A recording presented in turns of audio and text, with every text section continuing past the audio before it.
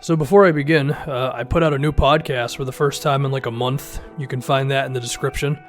Talked about Joel Embiid's chances of being the best player in the league, and then I reacted to Greg Popovich's anti-3-point rant thing.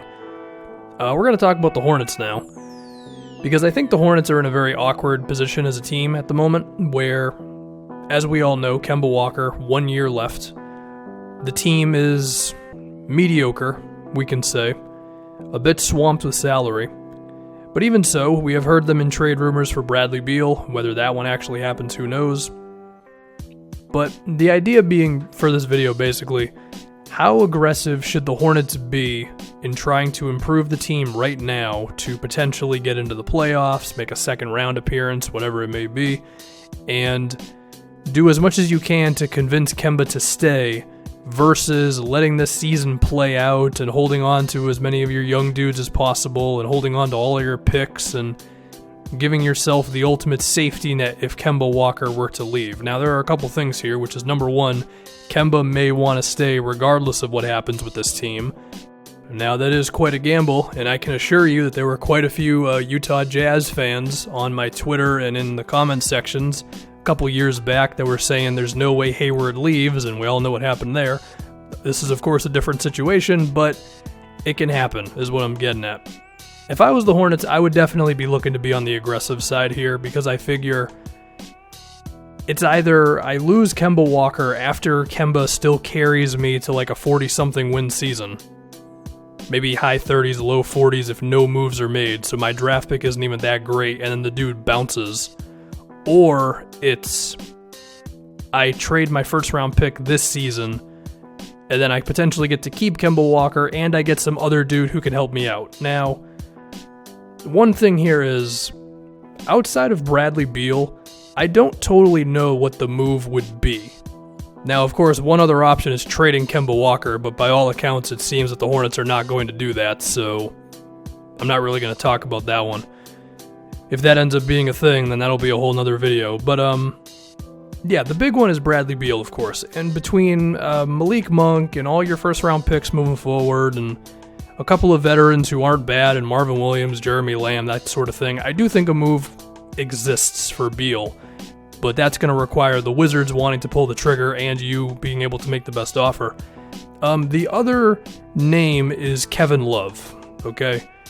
Now, the thing with Love is he's hurt at the moment, and that is a fear with him is can he be healthy throughout the entirety of his contract? But if he were to be available for the Hornets, I think they should definitely consider the idea. Now, you could argue that the reason the Hornets are a little under 500 this year is more because of their defense than their offense. Because Kemba just going absolutely nuclear has allowed them to be a top 10 offense.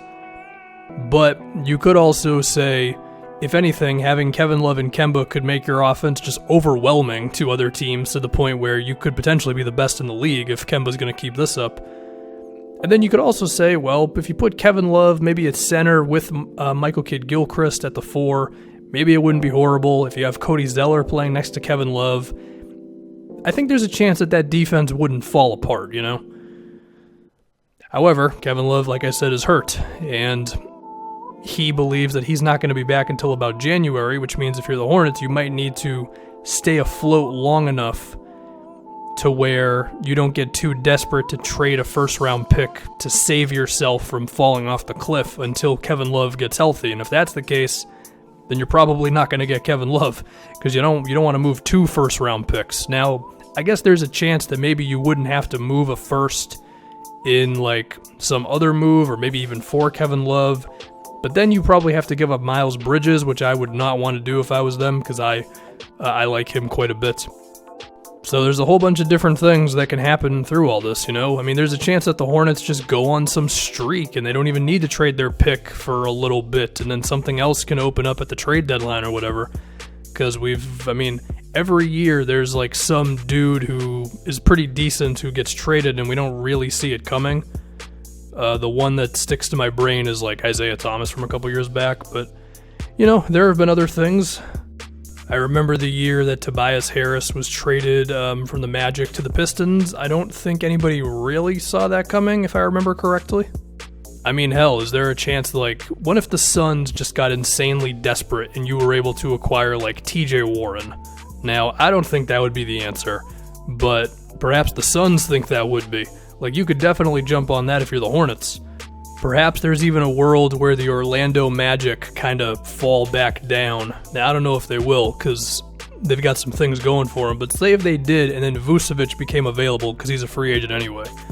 Like, maybe he falls back down to earth a little bit, but he's still good enough to where you'd be comfortable with taking him on. Then you could have, like, a him and Cody Zeller rotation at center. I think that's an idea. I wouldn't give up an unprotected first-round pick for last season's Vucevic, but I guess I could place some protections on it or whatever. These are just things that I think the Hornets are going to have to think about because, like, you've got to be good this season if you want to give yourself the best chance of keeping Kemba Walker, because if he leaves, then this is a barren wasteland of a franchise with a draft pick that would probably not be that good if you didn't trade him. And the salary of the team, it wouldn't be horrible if Kemba left and you went into a full rebuild mode, because a lot of guys' contracts are up after next season, but you wouldn't be in a perfect situation to just jump right into a full-on rebuild, you know? Especially because the Hornets, well, I don't know where they are in the NBA profit rankings, but they're definitely not in the top 10. And that's with Kemba Walker on their team, so I think we can all kind of connect the dots on that one. Yeah, it'll be interesting. And the thing is, I don't know how much longer the Hornets really have to wait. I mean, right now they are 11-12. They are 4-6 in their last 10. They've lost their last 2, and this team hasn't been that good for a minute. And I know Kemba is the best he's ever been right now, but you may not have too much more time to sit around and see if everything's going to turn around itself. You may have to force something here, which means you may have to go a little extra for a Bradley Beal move. You may have to go all in on something that may not end up actually being that great for you, but it could be a last-ditch effort to try to keep Kemba Walker. Maybe you won't have to. Maybe I'm a little too cynical, but yeah.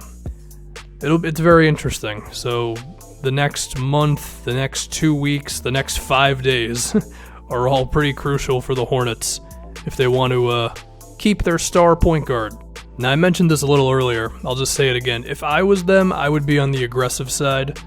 As far as what the move would be, I don't know. I mean, I'm not on the phones with other teams. I don't know who's available and all that stuff, but I would definitely be making calls and to see if I could get something done. Oh, and once again, new podcast, Joel Embiid's elite potential, and then Greg Popovich hating three-pointers in the description.